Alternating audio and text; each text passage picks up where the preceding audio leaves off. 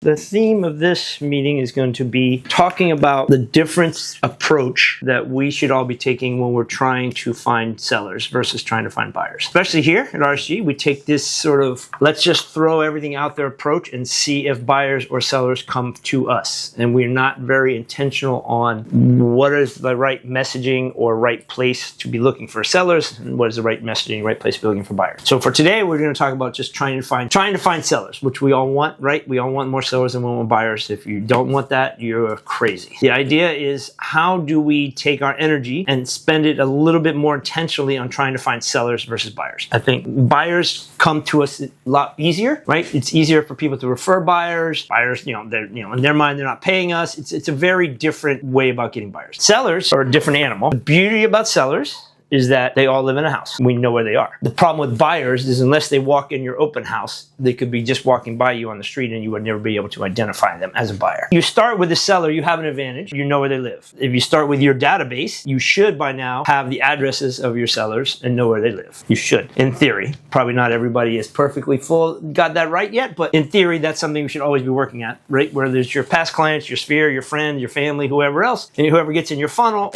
but you should know where they live. So we should start with that. There are many approaches to finding sellers, from as basic as there's a house, I'm just going to go knock on the door because maybe the seller's home, to as advanced in how do we target market them with social media or retargeting ads. You can do, geofencing around neighborhoods. That's the extreme. And then there's everywhere in the middle. And I think we're probably, as a group, operate in the middle. So before we talk about that, one of the things I found helpful in the last time is going around the room. And if you can remember your last two sellers, what was the source for the last two sellers that you had? Guillermo? Probably referrals. All my business is referrals. Referrals. Not a lot of my marketing has generated. Right. So they're not that they saw something on social and called you from that. Probably repeat customers. Yeah. Probably like investments. Okay. Michael? Just engaging my database, sending emails, a few, I would say probably 6 or 7 reach outs after that for, how much is my property worth? Do you think I should sell?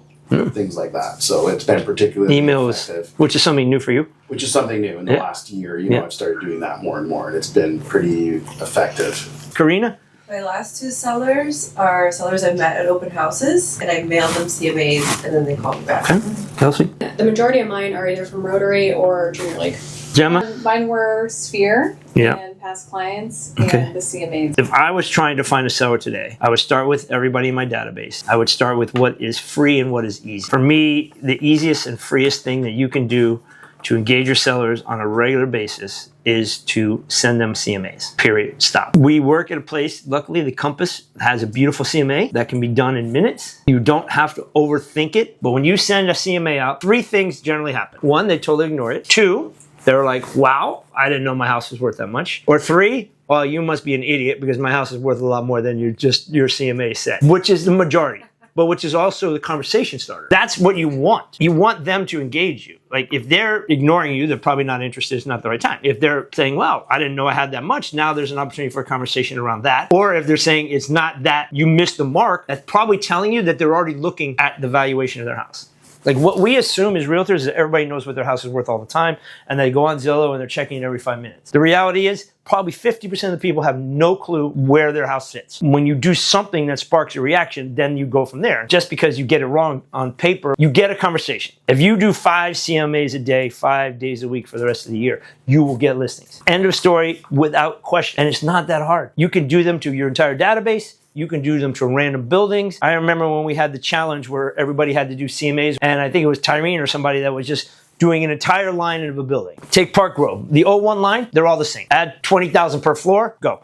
You could do an entire line of a building. You could either email it to them, mail it to them, drop it off, whatever you wanted to do in a matter of not even an hour. There is plenty of people that we could send CMAs to. It is a one thing that is done super easy of your time, It looks very professional and like, wow, they took the time to do this. I think a very, very high level engagement for your clients already, and even a pretty decent engagement for people who don't even know you. But your clients are going to be like impressed that you did it without being asked, especially if you do it on the regular basis twice a year. Should be done. But a lot of them are going to have conversations and questions about it. That's our job, is to figure out how do we get people to help to raise their hand so that we know who to spend our time and our energy on. Because when you think about how we get sellers are completely different than buyers. You know, your referrals, usually if you're going to get a seller referral, it's going to come not even probably from a friend of yours, but probably a client, especially that has worked with you. I think that's a very powerful thing. I think open houses, that you've had great look. So let's think about open houses. Everybody thinks about open houses as an opportunity to get buyers. Just this last weekend, Karina had somebody walk into her open house and say, this is not for me, but I'd love for you to come give me a valuation. Actually, you had three. The 3 I went on were all from open houses. Oh, wow. Right.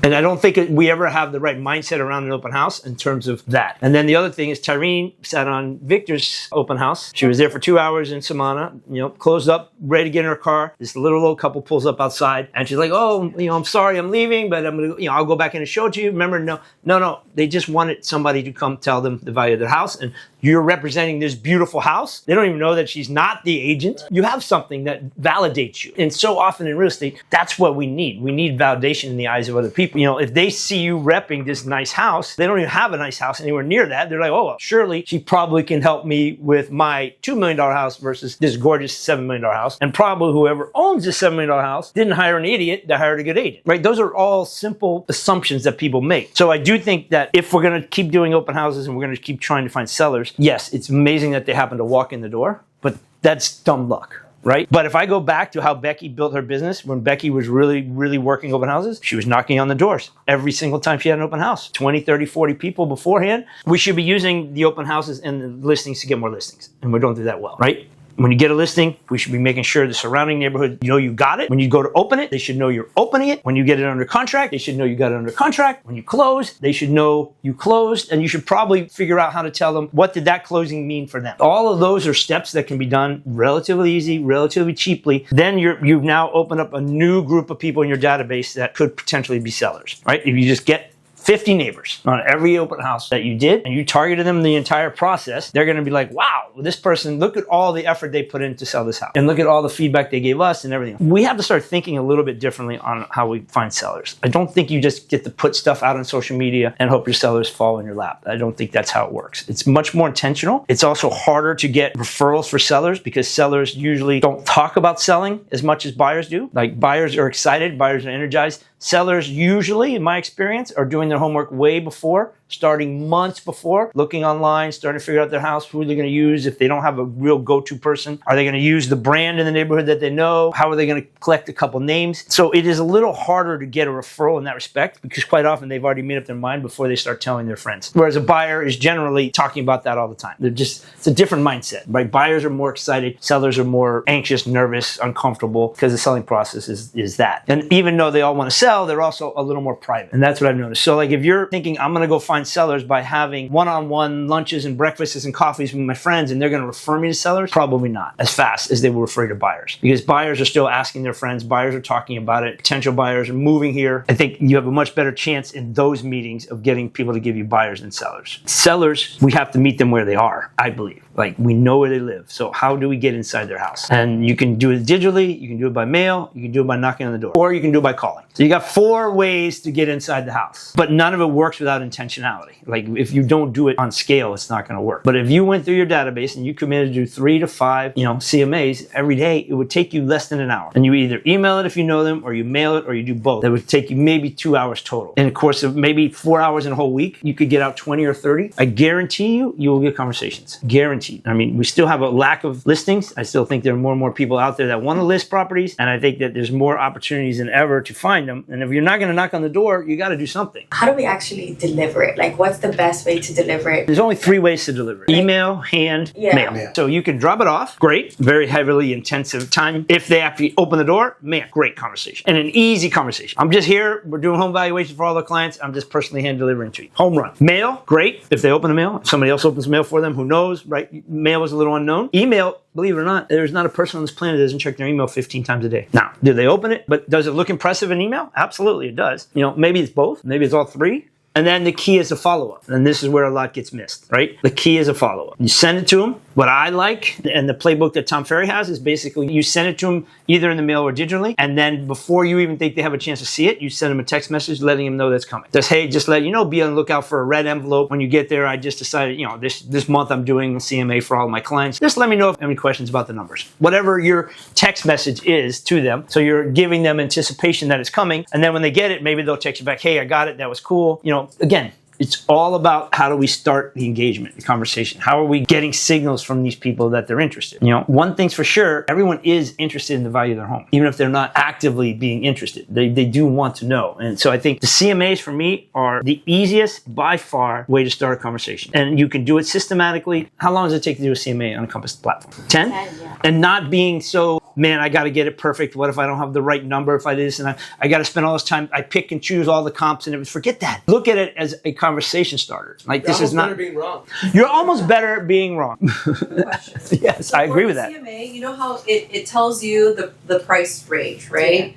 Would you suggest we leave that on there, or when you remove it, it says price to be determined, and then you can write a note? Yeah. Like, do you think there's a better way? For me, the fastest way is the best way. The more you can do, the better. Could you leave no price and ask them to call you? But then if you put a price, you're going to surprise a lot no good or bad. If there's no price, they're like, I got to do the work. Now, I got to read all the comps. No, I love a price and I love a wrong price.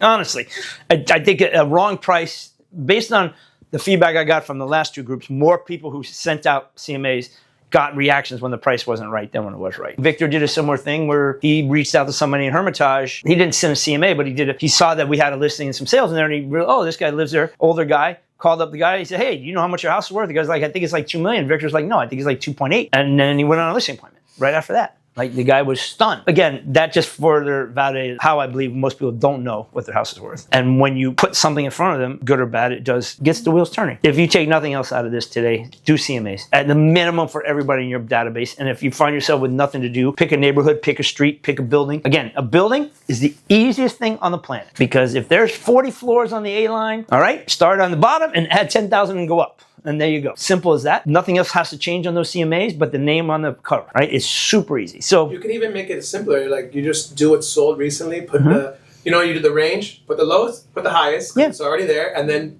on the note, reflects the sales in your building. Yeah. The goal is I want to come up with things that I think we can do and that works with our group, right? I think our group is afraid to get on the phone and call. So we're always trying to find ways to help you guys avoid getting on the phone and call. At the end of the day, everything does start with a phone call or a conversation eventually, but we always like it when the person's calling us. We feel so much better than when we have to call them, right? Isn't it funny how much we feel 100% better when they're calling us than when we're calling them? It's crazy, but it's true. And if you talk to Alfredo, call me and he's like, I just can't even believe how little prospecting your team does and how much real estate you sell. He is stunned about how aggressive outreach we don't do and how passive incoming is how we run our business. I think CMAs is the number one most powerful thing to get conversations. Second one, of course, is asking your database, right? There is nothing wrong with asking your database. You just got to find a comfortable way to do it, and you got to find a system to do it. And then, what's wrong with it is that most of us don't like to ask for business. That's why we do all this other stuff that we do. But literally just asking your database or asking the neighbors around an open house or asking, do we know anybody, will get us somewhere. Something that I think we're all also missing is out-of-town referrals. There's probably no easier listing you will ever go on than when somebody refers you from somewhere else. Went on yesterday, it was a little condo in Brickell. Guy I met once, their agent's like, oh, I got this guy, Riley, who I met down there, you'll like him. He calls me up, he's like, they're amazing clients, charge them 3 and 3, they're gonna be easy, they're gonna do whatever you tell them, they trust me, I trust you, go. And then we were there, I went to Brickell. She drove me and I Ubered out, and I was less than 15 minutes, I was out. It's perfect. Because of the referral, because I want to nurture the referral. So another thing to think about. The idea of this referral pool is the entire massive United States, and how do I make any sense of it? Most inbound referrals from Miami-Dade County come within 100 miles. They come from the state of Florida. They come from people in Fort Lauderdale who don't want to drive down to Miami and sell houses. Boca, Palm Beach, Vero, Naples. The myth is that you got to know all these people in New York. You got to know all these people in California and all these new, oh wait, no, Chicago's on the list. I got to go find Chicago people. That's a total myth. Within 100 miles of here, where most of the referrals come, that Compass gets in South Florida. But I will tell you, you will never get an easier listing than when you get it referred by somebody else. But if another agent says your name out loud, it is gold. But we don't spend any time and any energy trying to build that pipeline, which is another totally free pipeline, right? You can create a second CRM, boom, to another level if you have a more of a specialized thing in your message, right?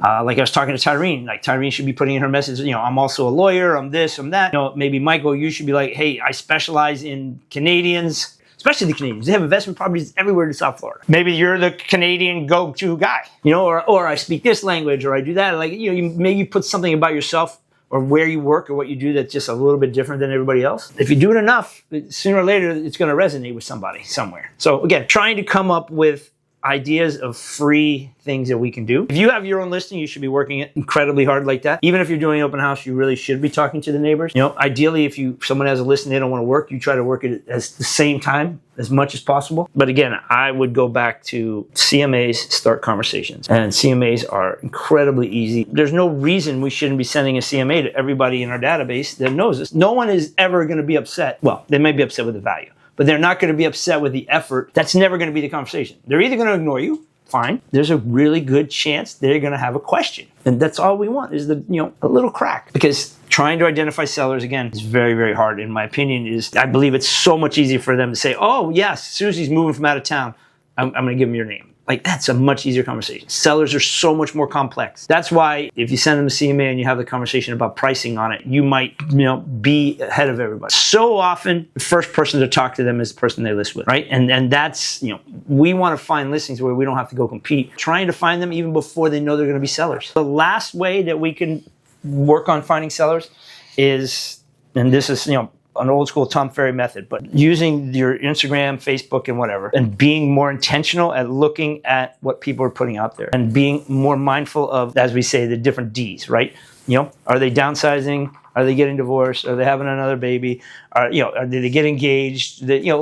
What events are happening in people's lives that you could then say this is a predictor that they're probably going to sell? If you know somebody has 2 kids and live in a 2-bedroom apartment in Brickell and she just got pregnant, well, they're not going to be there for long. If you saw they're getting married, a young couple, they've been renting forever, maybe they're going to go and buy. Maybe they're down, college kids went away. I think it's a free look into people's lives that we don't take advantage of enough to then just say, maybe that's somebody I should call, versus just scrolling aimlessly for no reason. If you just imagine if I put out content that speaks to a seller in a specific neighborhood, someone's going to be searching for that. There'll be a seller somewhere. Yep. So it's like, I want to sell my house in Coral Gables, or I just, it's going to pop up. The algorithm will feed what they're looking for. So if you put out content that is specific to sellers. Is that we don't really specifically put out content for sellers very often. We put generic real estate stuff that we think is broad enough. Catch somebody somewhere, somehow. It's not specific content for sellers. I happen to sell a house in your neighborhood versus talking about what you might do differently, the challenges, talking about the wins. There's a lot of different narratives you can take around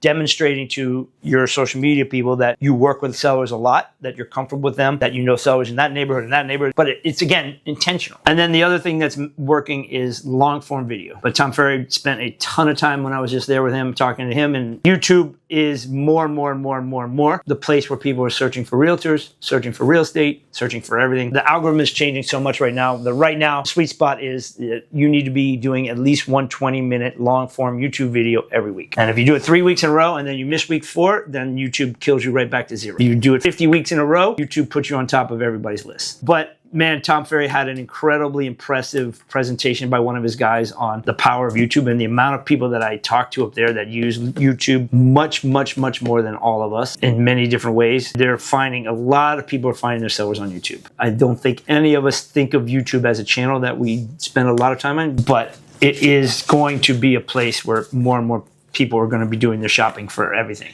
right? And sellers is one of the everythings. So something to think about. That's Property tours. We don't realize how much people are scrolling on YouTube. We don't realize how much they're searching. We don't realize now the numbers are staggering. He gave the numbers on how much people are just completely dropping their Xfinity and everything else, and their entire life is on YouTube. They watch all their shows on YouTube. They watch all their everything, and they get caught in the rabbit hole. Anyway, YouTube is the next thing we're going to pour a lot of energy into, but we should all have our own YouTube channel. Anybody have any other thoughts? Anybody going to go and do 5 CMAs a day? Yeah. Yes? You're working on it? I'm just telling you that if you just did it for 30 days, there's no way you don't get an appointment. There is no way. And here's the thing. When you're doing it, let me give you a trick. If you're going to do it in your database, don't start by trying to predict who wants it. The last person you think is going to sell, could be interested in selling. Like, Cover streets. check it off. If you want to cover streets or just start at the top or start at the bottom and work your way in one direction, do not think for a minute, oh, they just bought that house last year, they don't want to sell. No, I mean, so much happens in our lives in a year and so many people have things happen. I mean, I just closed on a house that was for sale for 1,080 days. I think it set the record. The owner owned it 3 days and she called me and said, I know why nobody bought this house. This sucks. No way. I don't want to sell. I think I want to sell. Yes. She owned it 3 days. And she's like, I might lose a couple $100,000. I don't care, but I really think I'm pretty sure I want you to sell it. You're like, So and again, there is zero Buyer's way. remorse. Yep, sellers are more, buyer's remorse later. Yeah, doesn't happen often. And she's a professional. She's bought 30 houses with me. And she's like, the fucking train. That's all I hear when I'm in this house. Oh, no. She's like, no wonder nobody bought it. And I was like, I told you for 2 years, don't buy this house. But anyway, another story. And the other thing is every once in a while, that CMA, hey, I appreciate you sending me. It's not for me. But man, my neighbor just told me they're thinking about selling. Even if they're not thinking of selling or curious about their valuation, it could simply spark 2 + 2. You and my neighbor, you and my friend, you and whoever. My neighbor tried to sell her house with Joe Schmo for 6 months. It didn't work. I don't know why I didn't think of you. I'm going to go recommend it. You just don't know. That's what I love about them. But the follow-up is super, super important. Don't just send it and then hope and pray that there's a response. Text them and say either beforehand or during or after, and just write one text and just fire it off. Just want to make sure you got it. If you have any questions, right? Again, just trying to open up any channel of conversation we can. That's the whole point of sellers. But trying to find sellers is easier in a way because we know where they are, but it's a little harder work and it's a longer play. I am working on a listing right now that I went on a listing appointment 10 years ago. What? I'm not joking. 10 years ago, I went on this listing appointment. Anyway, the idea of this and what's hard about sticking to it and why nobody does it is a long-term play. That's for sure. Sellers are instant gratification. They're also instant pain. We all know that. You're going to sell 80% of the sellers you get, if not more. And you're going to sell 50% of the buyers you get if you're lucky. And you're going to get none of that time back. So the more you focus on sellers, the happier your life will be. I promise. Koki's shaking his head. Amen. Right? It's the truth, man. It is the truth, guys. So I can't tell you enough how much you should be focusing on sellers. The oldest saying in real estate is list to last, right? The top agents, go pick any of them. They all list homes all day long. The buy side is extra. List to last. All right, there we go. Thank you, guys.